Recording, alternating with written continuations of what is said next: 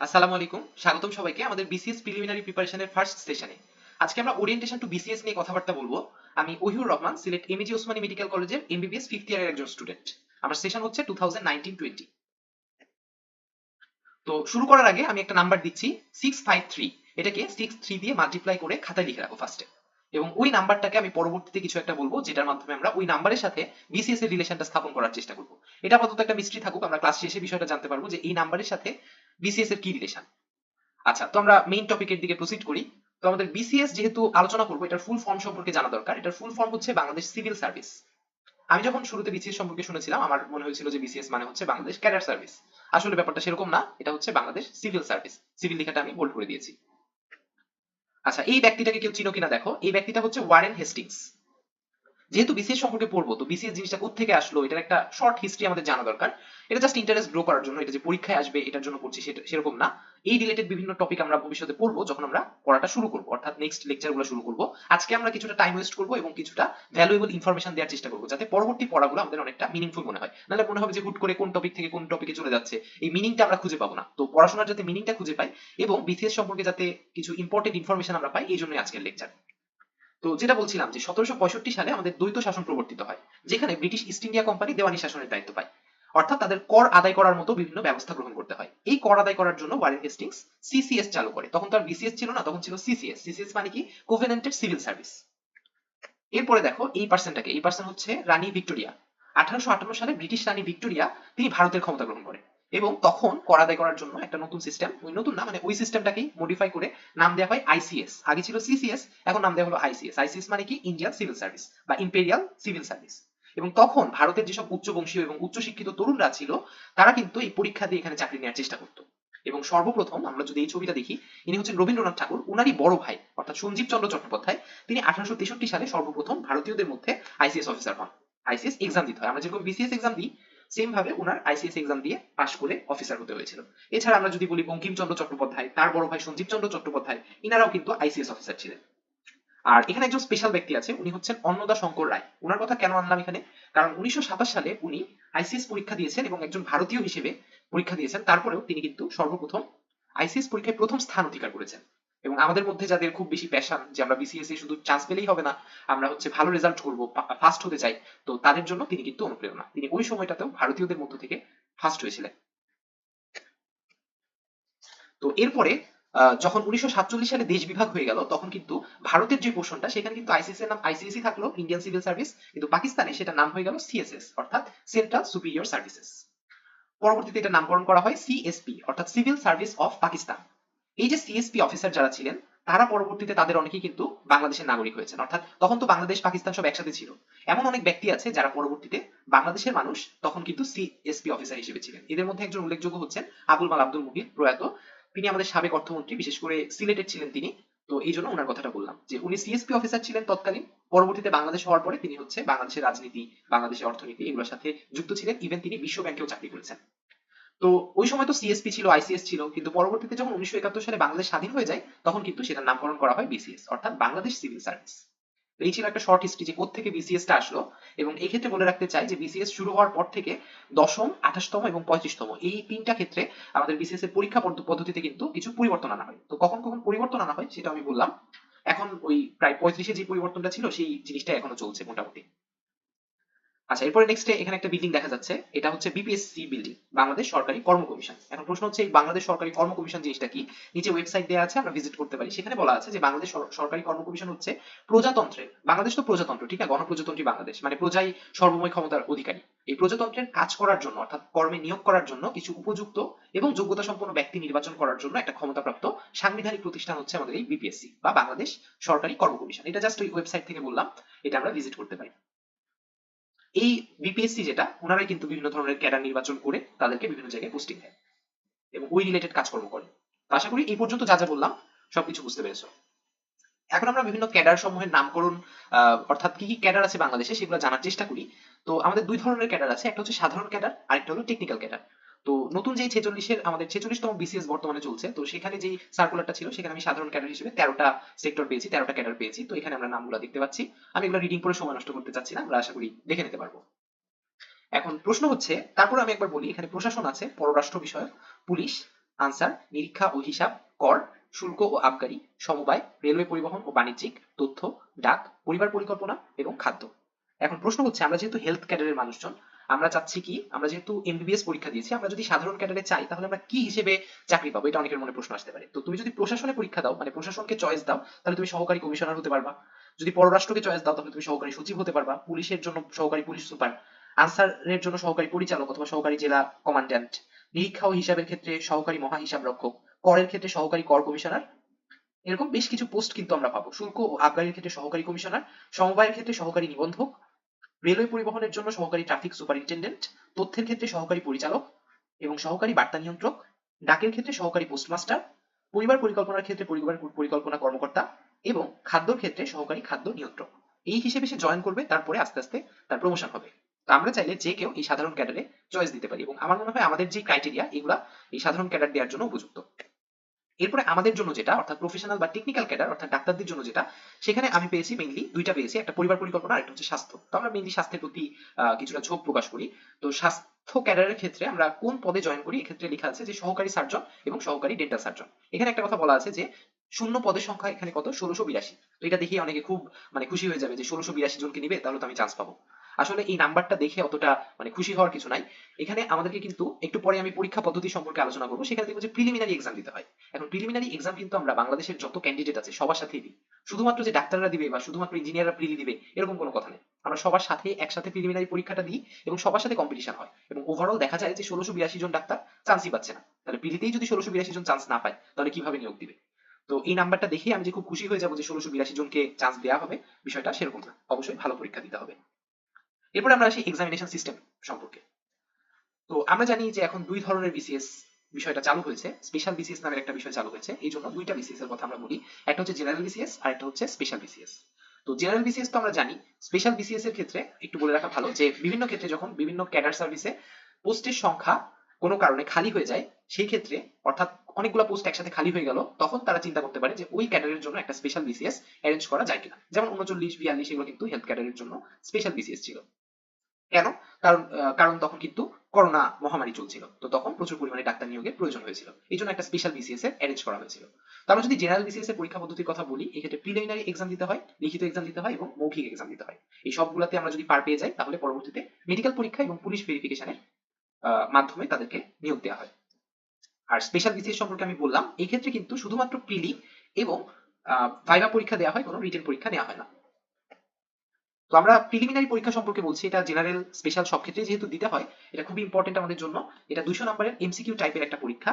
এখানে সময় থাকে 2 ঘন্টা এবং সবচেয়ে ইম্পর্টেন্ট যে কথা, যেখানে নেগেটিভ মার্কিং থাকে। যদি -0.25 নেগেটিভ মার্কিং থাকতো তাহলে আমি সবাইকে এনকারেজ করতাম যে তোমরা অবশ্যই সবগুলো প্রশ্ন টাচ করে আসবা, কিন্তু এখানে যেহেতু নেগেটিভ মার্কিং -0.5, আমি অবশ্যই রিকোয়েস্ট করবো যে যেগুলো আমরা পারি না সেগুলো যেন কোনো মতে আমরা টাচ করতে না যাই। এবং আমি যদি দেখা যায় আলটিমেটলি 130টা পারছি, 130টাই দিয়ে আসবো, সেটাতেও আমার চান্স হয়ে যেতে পারে। তবে কোনোভাবেই আমি পারি না শুধু শুধু উল্টাপাল্টা দাগায় আসবো না। আর একটা কথা, আচ্ছা এরপরে যদি আমরা জেনারেল বিসিএস এর প্রিলিমিনারির মানবন্টনটা একটু দেখে ফেলি, এখানে দেখাই যাচ্ছে, তারপরে আমি একবার বলছি যে বাংলা ভাষা ও সাহিত্যতে 35, ইংরেজি ভাষা সাহিত্যতে 35, বাংলা সাহিত্যে 20, বাংলা ব্যাকরণে 15। ওই যে 35 এর মধ্যে বাংলা সাহিত্যে 20, ব্যাকরণে 15, কিন্তু ইংরেজি ভাষা সাহিত্যের মধ্যে ইংরেজি ব্যাকরণে 20 আর সাহিত্যে হচ্ছে 15, অর্থাৎ এখানে একটা অল্টারেশন।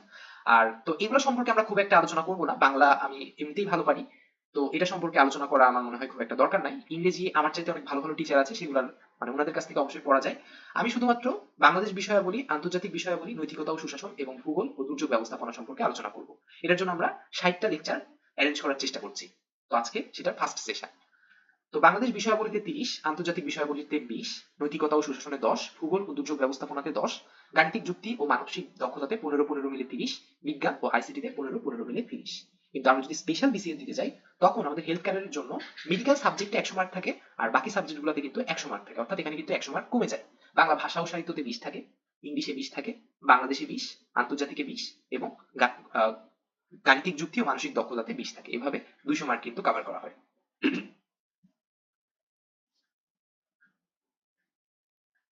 রিটেন বিষয়টা ইন্টারেস্টিং, এই জায়গাতে অনেক কিছু বলার আছে আমার। রিটেন পরীক্ষা হবে টানা 5 দিন, 5 দিন ধরে রিটেন পরীক্ষা হবে, লিখিত পরীক্ষা হবে 5 দিন, 21 ঘন্টার এক্সাম হবে। এবং রিটেনে সাধারণত আমাদের সাধারণ ক্যাডারের ক্ষেত্রে 900 নাম্বার থাকে। তো আমরা আগেই দেখেছি যে সাধারণ ক্যাডার এবং হচ্ছে টেকনিক্যাল ক্যাডার। আমার যদি ইচ্ছা করে আমি টেকনিক্যাল ক্যাডারে দিয়ে ডাক্তার হতে পারি, অথবা আমার যদি ইচ্ছা করে যে আমি সচিব হবো বা পুলিশ সুপার হবো, সেই ক্ষেত্রে আমি সাধারণ ক্যাডার দিব।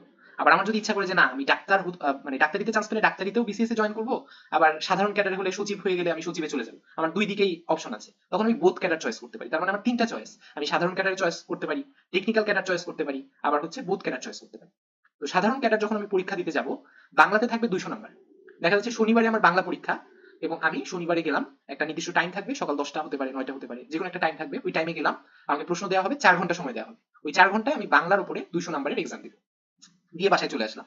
তারপরে পরবর্তী দিনে গেলাম আবার সেম টাইমে, তারপরে আমাকে ইংলিশ দেওয়া হলো, আমি ইংলিশের উপরে 200 নাম্বারের এক্সাম দিলাম 4 ঘন্টা, 10টা থেকে 2টা বা এরকম টাইমিং থাকতে পারে।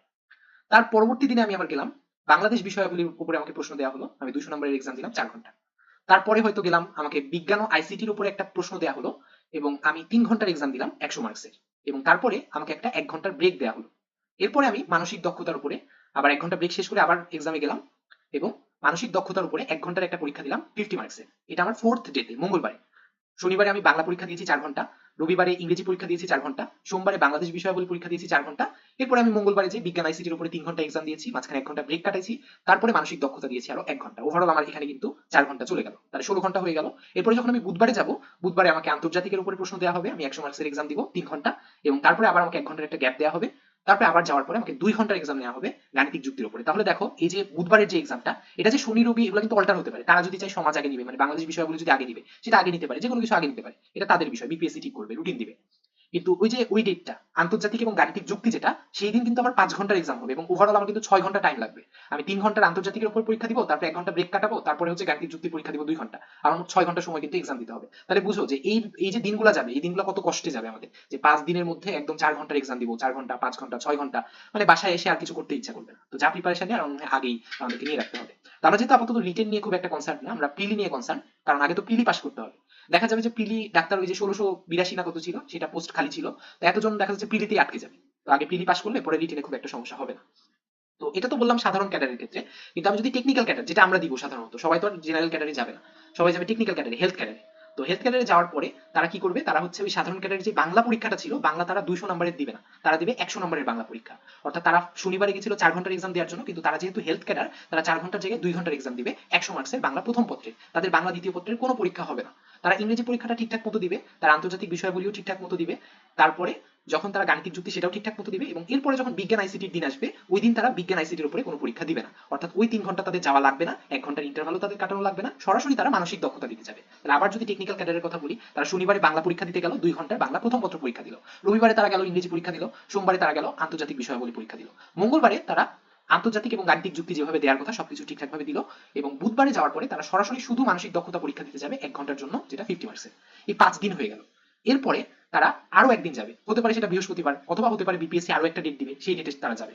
ওই দিনে তারা যে তাদের নিজ বিভাগের একটা সাবজেক্টের উপরে, একটা বলতে আমাদের মেডিকেলে যত সাবজেক্ট আছে সবগুলা সাবজেক্ট মিলে একটা সাবজেক্ট, অর্থাৎ এমবিবিএস এর একটা সাবজেক্ট, সেই বিষয়ের উপরে তারা 200 নম্বরের একটা এক্সাম দিবে, সময় পাবে 4 ঘন্টা।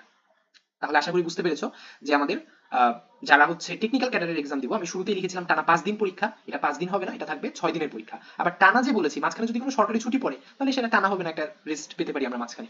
তো আমরা টেকনিক্যাল ক্যাডার যখন দিতে যাব, তখন কিন্তু আমরা 6 দিনের একটা এক্সাম দিতে পারবো, এবং 21 ঘন্টা, আমার মনে হয় 21 ঘন্টাই আছে, খুব একটা চেঞ্জ হয়নি, চেঞ্জ হলে হতে পারে, একটু ক্যালকুলেট করতে হবে। তো এই বিষয়টা একটু অ্যাড হচ্ছে যে বিজ্ঞান আইসিটি বাংলা দ্বিতীয় পত্র পরীক্ষার জায়গায় আমরা নিজ বিভাগের একটা সাবজেক্টের উপরে এক্সাম দিব।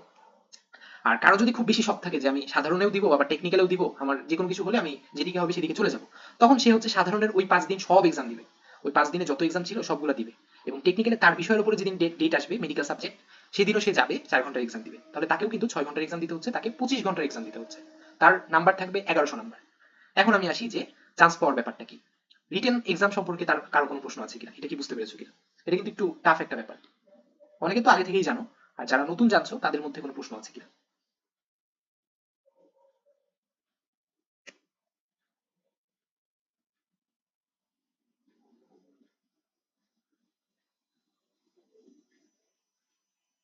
কেউ একটু কনফার্ম করতে পারে?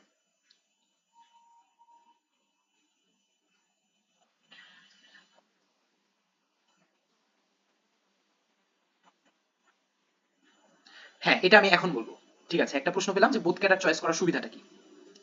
ঠিক আছে, তাহলে কোনো প্রশ্ন থাকলে আমাকে একটু কষ্ট করে জানাই, আমি কিছু দেখতে পাচ্ছি না, চ্যাট বক্স বা এরকম কিছু দেখতে পাচ্ছি না, একে তো স্ক্রিন শেয়ার, তার উপরে রেকর্ডিং চলছে এই জন্য।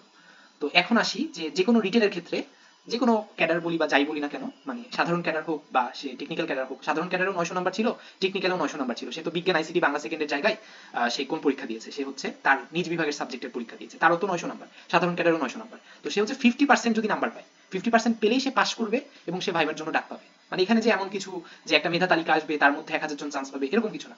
আমি যদি 50% নাম্বার পাই আমি ভাইবার জন্য অবশ্যই ডাক পাবো। কিন্তু এখানে আমাদেরকে একটু বেশি নাম্বার তুলে রাখতে হবে, কারণ পরবর্তীতে ভাইবার নাম্বারের সাথে আমাদের রিটেনের নাম্বার যোগ করা হবে, যোগ করে মেধা তালিকা দেওয়া হবে এবং সেই মেধা তালিকার ভিত্তিতে আমাদের ক্যাডার চয়েস করা হবে, যে যতজন সিট ছিল ততজন কিন্তু ওই মেধা তালিকার ভিত্তিতে আমাদের চয়েস করতে পারবে।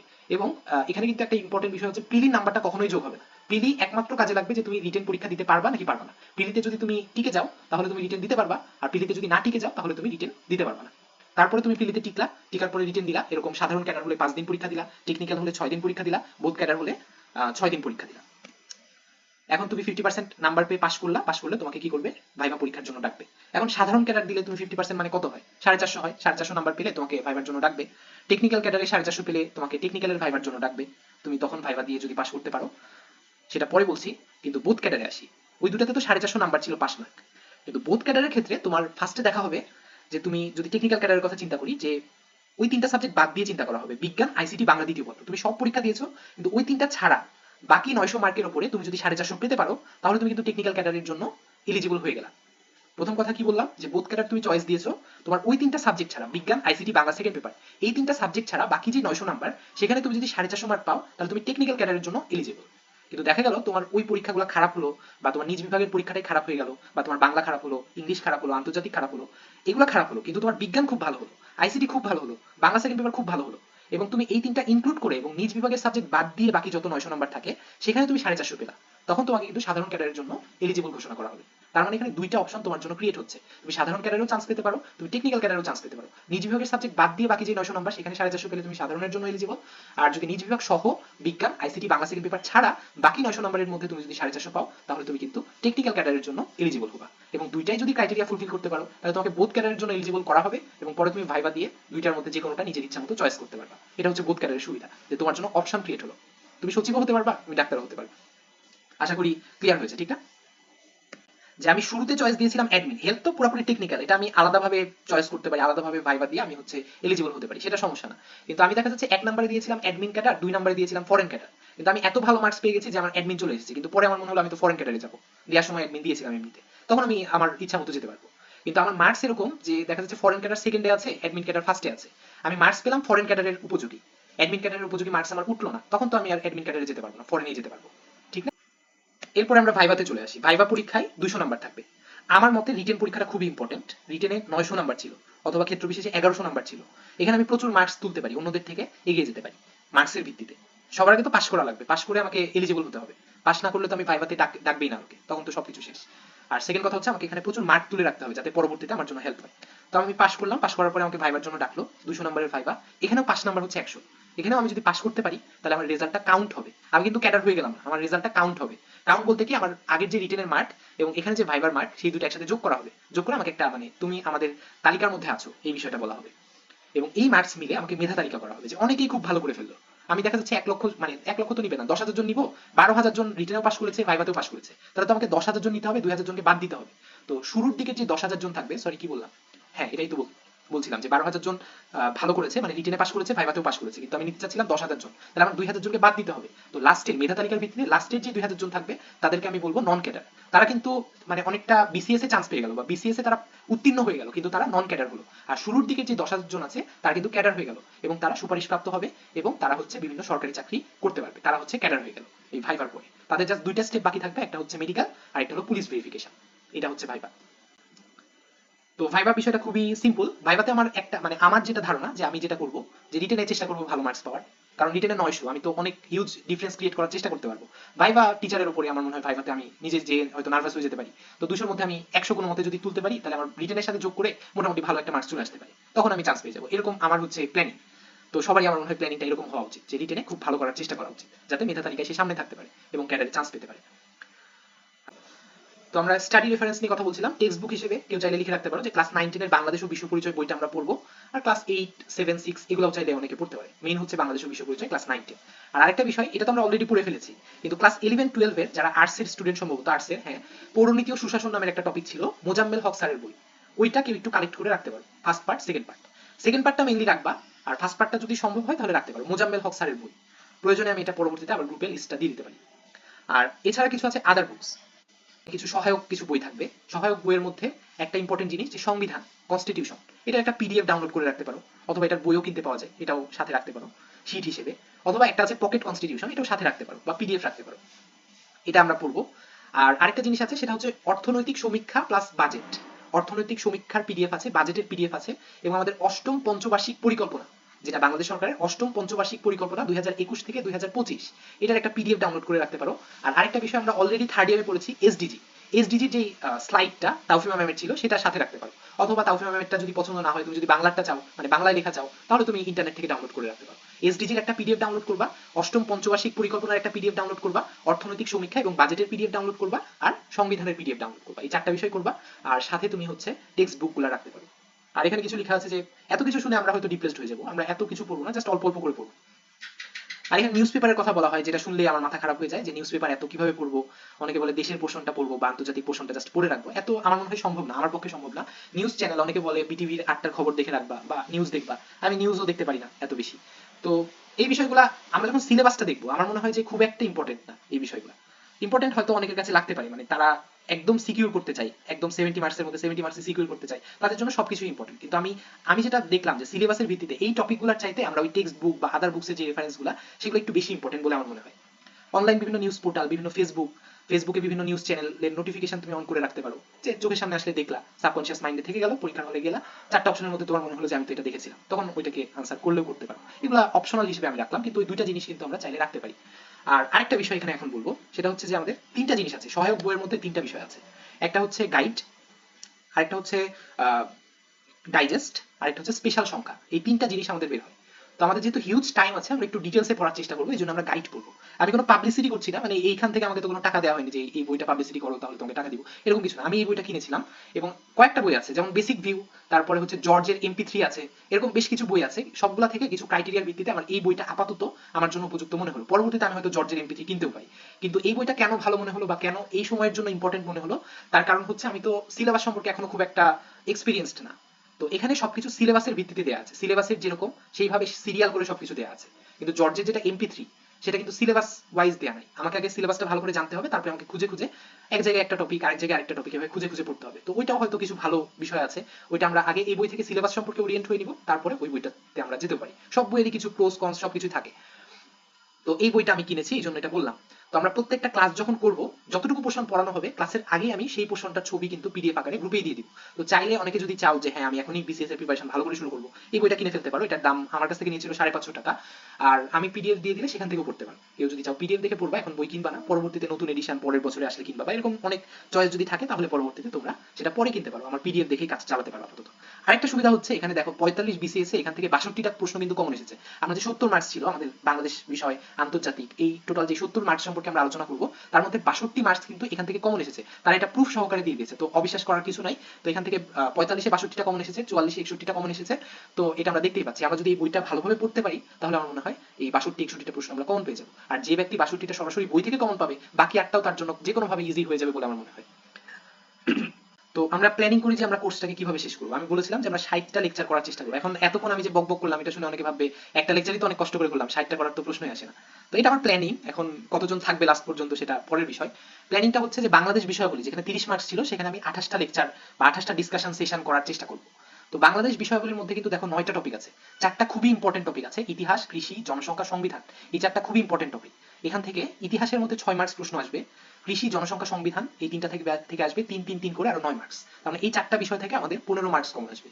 তো আমরা শুরুতে যে 17টা লেকচার নিব, শুরুতে যে 17টা ডিসকাশন সেশনে অংশগ্রহণ করব, সেখানে আমরা এই 4টা টপিক সম্পর্কে আলোচনা করব। এই 4টা টপিক আমাদের একদম শেষ হয়ে যাবে আশা করি এই 17টা ক্লাসের মধ্যে। এবং এক একটা ক্লাসে আমরা খুব বেশি পড়বো না, বইটা কিন্তু ছোট, মানে আমরা যে বড় বড় বই পড়ি সেরকম বড় না, দৈর্ঘ্য প্রস্থে বইটা ছোট। এবং আমাদের এক একটা ক্লাসে মোটামুটি 14-15 পেজ করে পড়লেই হবে। ঠিক আছে, একটা ক্লাস তো 1 সপ্তাহ, মানে দিনে 2 পেজ করে কেউ যদি রিভিশন দাও, এবং মাঝখানে কিন্তু এমসিকিউ টাইপের প্রশ্ন আছে, মানে সবই যে পড়ার বিষয় সেটা না, পড়ার বিষয় খুবই অল্প, দেখা যাচ্ছে এক প্যারা পড়ার বিষয়, বাকি 20টা প্রশ্ন দিয়ে রেখেছে, ওই প্রশ্ন তার পড়ার কিছু নাই, রিপিটেশন থাকবে। তো এই 4টা নিয়ে আমরা 17টা ক্লাসে আলোচনা করবো শুরুতে। আর বাকি যে 5টা বিষয়, একটা হচ্ছে অর্থনীতি, আরেকটা হচ্ছে বাণিজ্য, আরেকটা হলো রাজনীতি, আর একটা সরকার, 4টা বললাম। আর বাকি যে বিষয়গুলো, জাতীয় অর্জন, বিশিষ্ট ব্যক্তিত্ব, খেলাধুলা, বিবিধ, এই 5টা বিষয় থেকে 3 5 15, আরো 15 মার্কস আসবে। এগুলো নিয়ে আমরা পরবর্তীতে আরো 11টা লেকচার নিব। তো দেখো, অর্থনীতি, বাণিজ্য, রাজনীতি, সরকার, অর্থনীতি বাণিজ্য কিন্তু চেঞ্জ হবে এই অর্থ বছরে, একটা অর্থ বছর কিন্তু জুলাই মাসে শুরু হয়, ঠিক আছে, জুলাই মাসে, হ্যাঁ। তো এই অর্থনীতি এই অর্থ বছরে যা থাকবে, পরের অর্থ বছরে কিন্তু জিনিসটা চেঞ্জ হয়ে যাবে।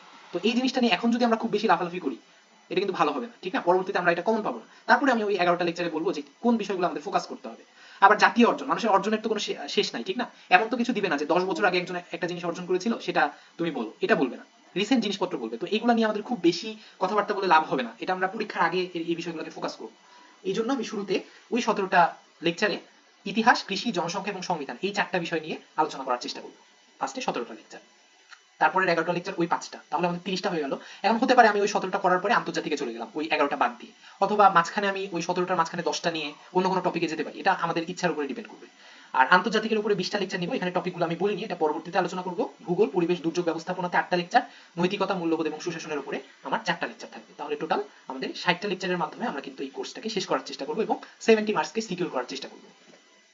ইতিহাসের যে 17টা লেকচার থাকবে, আমরা দেখতে পাচ্ছি যে প্রাচীন ইতিহাসের 2টা, মধ্যযুগের 3টা, এটা অনেকটা রুটিন বলতে পারো, যে সিরিয়ালি প্রত্যেকটা সপ্তাহে এই টপিকগুলোর উপরে ক্লাস হবে। শুরুতে 2টা ক্লাস হবে বাংলাদেশের প্রাচীন ইতিহাস, এখানে 2টা পার্টে ভাগ করব। গুপ্ত পূর্ববর্তী বাংলাকে আমরা একটা ভাগ করেছি, আর গুপ্ত বংশের পরবর্তী যে টপিকগুলো ছিল মধ্যযুগের আগ পর্যন্ত, সেটাকে আরেকটা ভাগে ভাগ করেছি। তো রিসেন্ট পরবর্তী 2 সপ্তাহে আমরা এই টপিকটার উপরে ক্লাস করব। কেউ যদি ওই বইটা কিনে থাকো তাহলে দেখবা যে এই টপিকগুলো কিন্তু এখানে আছে, অথবা আমি এটার পিডিএফ দিয়ে দিব। আর মধ্যযুগের 3টা ক্লাস, ইংরেজ শাসনের 3টা ক্লাস, ভাষা আন্দোলন 54 থেকে 68, জাস্ট টপিকগুলো দেখে নাও, এই টপিকগুলোর উপরে ক্লাস হবে। আর একটা রিজার্ভ ক্লাস রেখেছি, মাঝখানে যদি কোনো টপিক একদিনে শেষ করতে না পারি তখন আমরা ওই রিজার্ভ লেকচারে ওইটা নেওয়ার চেষ্টা করবো। আর যে কোনো সময় আমার যদি মনে হয় ভাষা আন্দোলনের সাথে 54 কিছু আলোচনা করার দরকার, এগুলো আমরা একটু ওভারল্যাপ করতে পারি, এটা খুব একটা সমস্যা হবে না বলে আমার মনে হয়।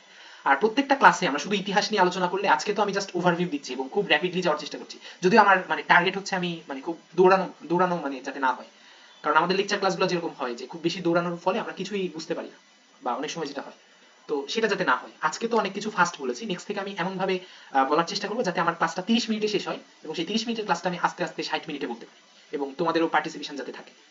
আজকে আমি শুধু ওভারভিউ দেওয়ার চেষ্টা করছি। তো এই ইতিহাসের 17টার কথা বললাম, এই 17টা লেকচারে শুধু ইতিহাস নিয়ে কথা বলবো না, ইতিহাসের পাশাপাশি আমরা কৃষি নিয়ে 1 পেজ মতো পড়বো, কৃষিতে 1 পেজ পড়বো, ভূগোল সম্পর্কে 2 পেজ পড়বো, সংবিধান সম্পর্কে 2 পেজ পড়বো, আর ইতিহাসের এই প্রত্যেকটা টপিক মোটামুটি 10 পেজ। তাহলে এইভাবে আমাদের প্রত্যেকটা লেকচারে মোটামুটি 15টা পেজ পড়লে আমাদের জিনিসটা কভার হয়ে যাবে, ঠিক আছে। তো কিছু প্রশ্ন এখানে লেখা আছে, তো আমার মনে হয় আমি এই প্রশ্নগুলোর আনসার দেওয়ার মতো সুইটেবল কোনো মানুষ না, আমি তো নিজেই ক্যাডার না, ঠিক না, আমি একজন স্টুডেন্ট। তো এখানে অনেকগুলো প্রশ্ন আমাদের সবার মাথায় অ্যারাইজ করে, অনেক সময় আমার মাথায় অ্যারাইজ করে।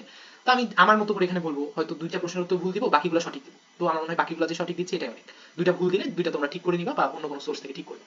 তো একটা হচ্ছে বছরে কয়টা বিসিএস হয়, এটার আনসার, আমার আনসার হচ্ছে একটা করে বিসিএস হয় বছরে। এটা বিপিএসসির উপরে ডিপেন্ড করে, তারা কখন সার্কুলার দিবে, সবকিছু শেষ হতে কত সময় লাগবে। বছরে মোটামুটি একটা বিসিএস, ধরো এখন 46, এই বছরে 47 হলে পরের বছরে 48 হবে, তো আমরা 48তম বিসিএস কে টার্গেট করতে পারি, এটা আমার ধারণা, এটা ভুলও হতে পারে। কবে থেকে আমরা বিসিএস দিতে পারবো, আমরা যখন ফাইনাল প্রফে অ্যাপিয়ার করব, মানে ফাইনাল প্রফে বসবো, রিটেন পরীক্ষা দিতে বসবো, তখন থেকে আমরা বিসিএস দেওয়ার জন্য এলিজিবল, ঠিক আছে। এটা হচ্ছে কবে থেকে বিসিএস দিতে পারবো সেটার আনসার। নেক্সট প্রশ্ন হচ্ছে কত বছর বয়স পর্যন্ত বিসিএস দিতে পারবো। সাধারণ ক্যাডারের জন্য 30 বছর, আর টেকনিক্যালের স্বাস্থ্য ক্যাডারের জন্য 32 বছর। আশা করি ক্লিয়ার যে 30 বছর 32 বছর। কবে থেকে প্রিপারেশন শুরু করবো, আমি বলবো আজকে থেকে শুরু করে ফেলো।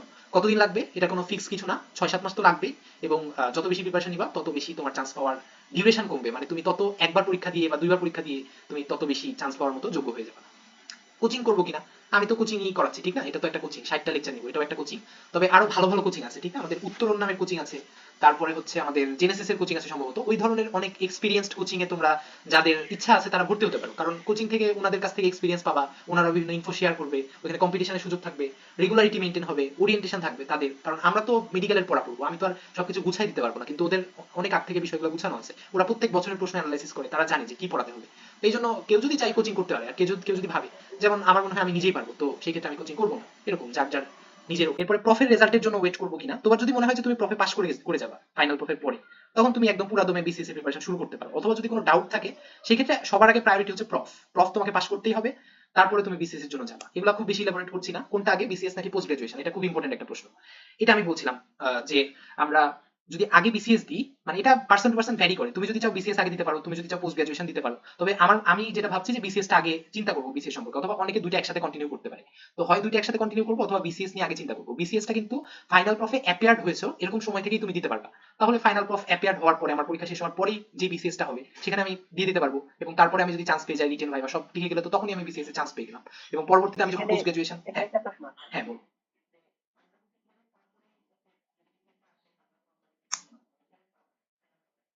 ক্লিয়ারেন্স আমার যেটা মনে হয়, রিটেন রিটেন শুরু হওয়ার পরে না, নাকি ক্লিয়ারেন্স? হ্যাঁ, রিটেন অ্যাপিয়ার মানে তুমি একটা পরীক্ষা দিয়ে ফেলেছো এরকম, আমার যেটা মনে হয়। রেজাল্টের আগে তুমি পাস করো ফেল করো যাই করো না কেন, তুমি জাস্ট ফাইনাল প্রফ একবার দিয়েছো, এটা হলেই হবে, এটা হলেই তুমি বিসিএস পরীক্ষা দিতে পারবা প্রিলিমিনারি। ফেল আসলেও সমস্যা নেই, দিতে পারবা, প্রিলিমিনারি দিতে পারবা। কিন্তু পরবর্তীতে তোমার ভাইবার সময় তোমার হচ্ছে ওই রেজিস্ট্রেশন কার্ডটা চেক করবে, যেটা তুমি ইন্টার্ন শেষ হওয়ার পরে পাবা। এখন যদি এমন হয় যে তোমার ভাইবাটা ইন্টার্ন শেষ হওয়ার আগেই হচ্ছে, তুমি সব কিছুতে চান্স পেয়ে গেছো, তারপরে তুমি দুর্ভাগ্যবশত জয়েন করতে পারবা না, কারণ তোমার তো রেজিস্ট্রেশন কার্ডই নেই। ঠিক আছে? এবং ওই সময় আমাদের এই জন্য একটু মানে সমস্যা, আমরা এক্সপিরিয়েন্সের জন্য জয়েন করতে পারি, কিন্তু আমরা যে ক্যাডার হয়ে যাব এটা নিয়ে একটু ডাউটফুল থাকবো। তবে একটা বিষয়, যে একটা বিসিএস এর ওভারঅল প্রসেস শেষ করতে কিন্তু মোটামুটি 1 দেড় 2 বছর টাইম লেগে যায়। মানে একবার প্রিলি হলো, তারপরে রিটেন হবে, তারপরে ভাইবা হবে, ভাইভাই দেখা যাচ্ছে 3-4 মাস ধরে হচ্ছে। তো এইসব করতে করতে অনেক টাইম লেগে যায়। এই মাঝখানে আমাদের কিন্তু ইন দ্য মিন টাইম আমাদের ইন্টার্নও শেষ হয়ে যাবে বলে ধারণা করা যায়। তো এখানে সামারি হচ্ছে, তুমি ফাইনাল প্রফে অ্যাপিয়ার হলেই সাথে সাথে তুমি বিসিএস এর প্রিলির জন্য এলিজিবল। ঠিক আছে? এখন তুমি সবকিছু করে ফেললা, ইন্টার্নের পরে তোমার ভাইবা হলো, ভাইবা দিয়ে তুমি বিসিএস এ চান্স পেয়ে গেলা। এরপরে তুমি পোস্ট গ্রাজুয়েশন পরীক্ষা দিলা, তখন তুমি চলে গেলা ট্রেনিং এ। তোমাকে যেতে দিবে না, তোমাকে 2 বছর কিন্তু উপজেলায় থাকতে হবে। 2 বছর উপজেলায় থেকে তারপরে তুমি পোস্ট গ্রাজুয়েশনের জন্য যাবা। ঠিক আছে? 2 বছর তোমাকে থাকতে হবে উপজেলাতে। আর আরেকটা বিষয় হচ্ছে, অনেকে কি করবে, আর ওই সময় মানে তোমার যেহেতু আগে বিসিএস হয়ে গেছে, পোস্ট গ্রাজুয়েশনে তো আমরা জানি যে 20,000 টাকার মতো করে স্যালারি দেয়। তো তোমার যদি আগে থেকে বিসিএস হয়ে থাকে, তখন তুমি বিসিএস এর যে বেশি স্যালারি সেটাই পাবা। আর পোস্ট গ্রাজুয়েশন কারো যদি আগে হয়ে যায়, বিসিএস এ চান্স পায়নি, বা কোনো কারণে সে আগেই পোস্ট গ্রাজুয়েশন দিয়েছে, সে এখন ট্রেনিং করছে, এরকম অবস্থায় তার বিসিএস হয়ে গেল, তখন সে পোস্ট গ্রাজুয়েশনের কোর্সটাকে ওইখানেই পজ করে রেখে উপজেলায় চলে যাবে। উপজেলায় সে 2 বছর করবে, তারপরে সে আবার আসবে, আবার এসে পোস্ট গ্রাজুয়েশনটাকে সে রিজিউম করবে। ঠিক আছে? এখানে কিন্তু একটা ইম্পর্টেন্ট কথা আছে। তার মানে তোমাকে উপজেলাতে 2 বছর থাকতেই হবে, এর কোনো বিকল্প নাই। তো কোনটা আগে, আমি বলবো যে বিসিএস আগে দিবা, তারপরে পোস্ট গ্রাজুয়েশন। পোস্ট গ্রাজুয়েশন তোমার দুই ধরনের, রেসিডেন্সি দিতে পারো, এমডিএমএস ডিপ্লোমা। তো তুমি যখন বিসিএস দিলা, ওই 2 বছর উপজেলায় থাকাকালীন তুমি কোনো রেসিডেন্সি পরীক্ষা দিতে পারবা না, এমডিএমএস ডিপ্লোমা এগুলো পরীক্ষাই দিতে পারবা না। তবে তুমি এফসিপিএস পরীক্ষাটা দিতে পারবা। পরীক্ষা দিয়ে যদি তুমি চান্স পেয়ে যাও, তুমি সরকারকে বলবা যে আমি তো এখন ট্রেনিং এ যাবো, তোমাকে যেতে দিবে না, তোমাকে উপজেলায় আগে 2 বছর থাকতে হবে। উপজেলায় 2 বছর শেষ হয়ে গেলে তারপরে তুমি ওইখান থেকে যেয়ে এফসিপিএস এর ট্রেনিংটা কমপ্লিট করতে পারবে। তারপরে বেতন কত, এটা নবম গ্রেডের বেতনটা একটু চেক করে নিবা। নবম গ্রেডের যেটা বেতন, আমরা নবম গ্রেডে সহকারী সার্জন পদে কিন্তু জয়েন করবো। আগে আমরা দেখেছি সহকারী সার্জন বা সহকারী ডেন্টাল সার্জন। জয়েন করার পরে আমাদের ওইখানে নবম গ্রেডের যে বেতন, সব ক্যাডাররা যে বেতন পায় আমরা সেটাই পাবো। অ্যারাউন্ড আমার মনে হয় 35 এর উপরে পাওয়া যাবে। আর পিজি করলে তার সাথে বেতন অ্যাড হবে কিনা, মানে অনেকের ধারণা যে পিজির 20,000 আর এখানের 35, এগুলো অ্যাড হয়ে যাবে। আসলে এরকম কিছু হবে না, তুমি তখন ওই বিসিএস এর যে স্যালারি সেটা পাবা। আর চান্স পাওয়ার পর সাথে সাথেই পোস্ট গ্রাজুয়েশনের ট্রেনিং স্টার্ট করা যাবে কিনা, আমি বললাম যে যাবে না। 2 বছর উপজেলাতে থাকতেই হবে। এমডিএমএস পরীক্ষাও দিতে পারবা না, এফসিবিএস পরীক্ষা দিতে পারবা, চান্স পেলে 2 বছর পরে তুমি হচ্ছে ট্রেনিং স্টার্ট করতে পারবা। আর ওই যে পদ নিয়ে আমাদের একটা ধারণা যে সহকারী সার্জন, তার মানে সে শুধু সার্জারি করবে, সে সার্জন হয়ে গেল, আসলে এরকম কিছু না। পদটার নাম হচ্ছে সহকারী সার্জন। তুমি ওখানে মেডিকেল অফিসার, তোমার উপজেলাতে যেই পদ খালি থাকবে তুমি সেই পদের কাজ করবা, তুমি সার্জারি যে করবা এরকম কিছু না। তারপরে ডিউটি আওয়ার, ডিউটি সেফটি, এগুলা আমি হয়তো ধারণা দিতে পারবো না। ওই উপজেলাতে যতটুকু সময় থাকবে ততটুকু তোমাকে ডিউটি দেওয়া হবে। ডিউটি সেফটি, পেশেন্ট মারবে কিনা এগুলো আমি জানি না। তারপরে কোন উপজেলায় পোস্টিং দিবে, মেধা তালিকার কোনো প্রভাব আছে কিনা, যে আমি ফার্স্ট হলে আমাকে ঢাকায় দিবে, এরকম কোনো বিষয় নেই। রিসেন্ট যে ট্রেন্ডটা দেখা যাচ্ছে যে তোমার হোম টাউন যেখানে, সেখানেই দেওয়ার চেষ্টা করা হচ্ছে। না হলে তোমাকে অন্য জায়গায় কক্সবাজারে দিলে তুমি হচ্ছে সিলেটে আসার জন্য পাগল হয়ে যাবে, তখন তো সরকারের একটা ঝামেলা। এই জন্য মেধা তালিকার কোনো প্রভাব নাই, কোন উপজেলায় পোস্টিং দিবে এটা বিপিএসসি জানে। তো এটা সাধারণত দেখা যাচ্ছে এখন যে তোমার যেটা হোম টাউন সেখানে দেওয়ার চেষ্টা করা হচ্ছে। আর লাস্ট প্রশ্ন, এটা আমার বলার কিছু নাই যে চান্স পেলেই কি জীবন সফল, না পেলেই জীবন ব্যর্থ কিনা, এটা আমরা সবাই জানি। আমরা সব শুরু থেকে এরকম দেখছি যে পিএসসি পরীক্ষা যখন দিয়েছিলাম মনে হচ্ছিল পিএসসি তে মনে হয় এ+ পেলেই জীবন সফল হয়ে গেল। তারপরে জেএসসি দিলাম, জেএসসি তে এ+ পেলেই জীবন সফল। এই সফলতার মাপকাঠি কিন্তু শেষ হচ্ছে না, সবকিছু একটার পর একটা চলতেই আছে। তো এটা আজীবন চলবে। আমি শুরুতে একটা স্লাইড দেখাইছিলাম, আশা করি মনে আছে। তো এটা চলতেই থাকবে, চান্স পেলেই জীবন সফল হয়ে গেল, না পেলেই জীবন ব্যর্থ হয়ে গেল, আমাদের থাউজেন্ডস অফ অপরচুনিটি আছে, আমরা যে কোনো কিছুতে যেতে পারি। তো এটা কোনো ব্যাপার না। ঠিক আছে, এরপর নেক্সট স্লাইডে যাই। মনে আছে কিনা একটা নাম্বার লিখতে বলেছিলাম, সেটার সাথে এই নাম্বারটা যোগ করো, যোগ করে আমাকে বলতে পারো যে এটা কি আসলে ইন্ডিকেট করছে। হ্যাঁ ঠিক ধরেছো, 2441139, এটা হচ্ছে অঞ্জন দত্তের ওই বেলাবোস। মানে এই সব প্রসিডিউর যদি আমি কমপ্লিট করতে পারি, তারপরে তুমি হচ্ছে বেলাবোসকে ফোন দিয়ে বলতে পারবা যে চাকরিটা আমি পেয়ে গেছি। তো ঠিক আছে, আজকে আমাদের সেশন এই পর্যন্তই। সবাইকে ধন্যবাদ। কারো যদি কিছু বলার থাকে তাহলে বলতে পারো, নাহলে আমরা এখানে শেষ করে ফেলি। আমি খুবই দুঃখিত যে আমি 13 মিনিট এক্সট্রা নিয়েছি। আশা করি পরবর্তী ক্লাস থেকে আমরা একদম 11টায় শুরু করবো এবং এক্সট্রা টাইমটা নিব না। ঠিক আছে, ধন্যবাদ সবাইকে।